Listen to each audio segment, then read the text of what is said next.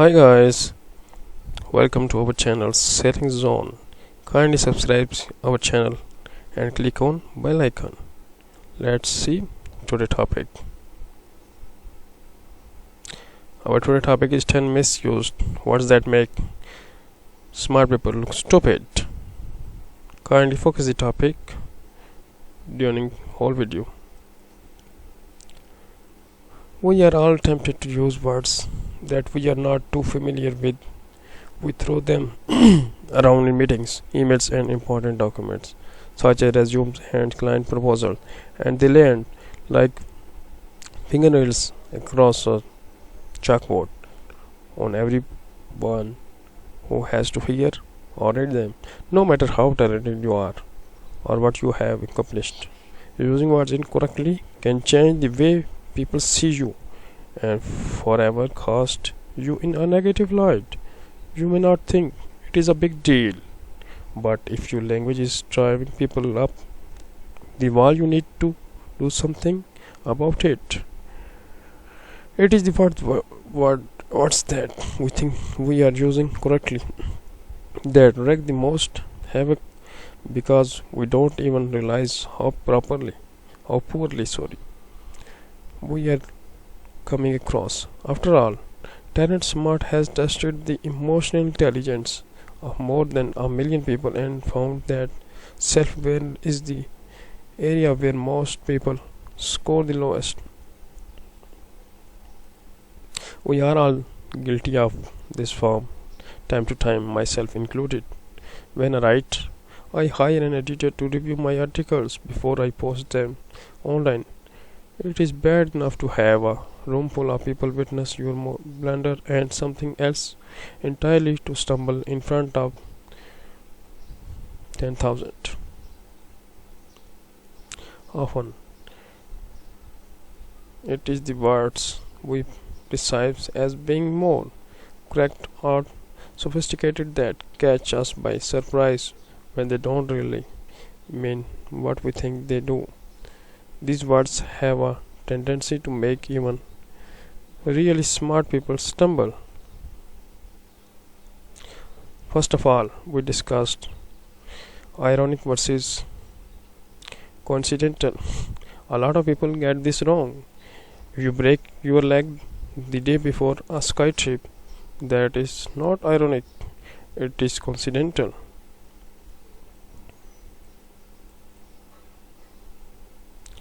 Ironic has several meanings, all of which include some types of reversal of what was expected.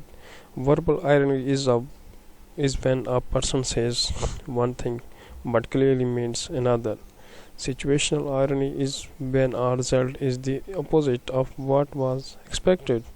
O. Henry was a master of situational irony in The Gift of the Maggie.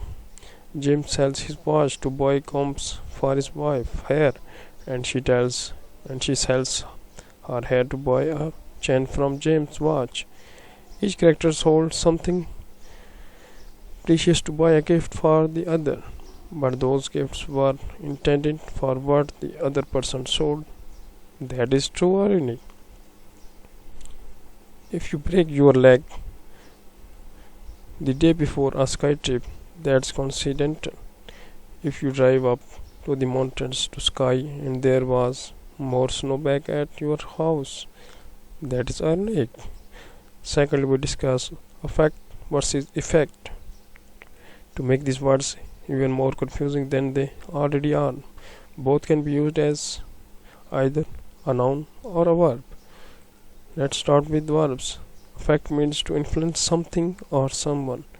Effect means to accomplish something. Your job was affected by the organizational restructuring, but these changes will be effected on Monday. As a noun, an effect is the result of something. The sunny weather had a huge effect on sales. It almost always the right choice because the noun effect refers to an emotional state and is rarely used outside of psychological circles. The patient effect was flat. Thirdly, we discuss lie versus lay. We are all pretty clear on the lie that means an untruth. It is the other usage that trips us up.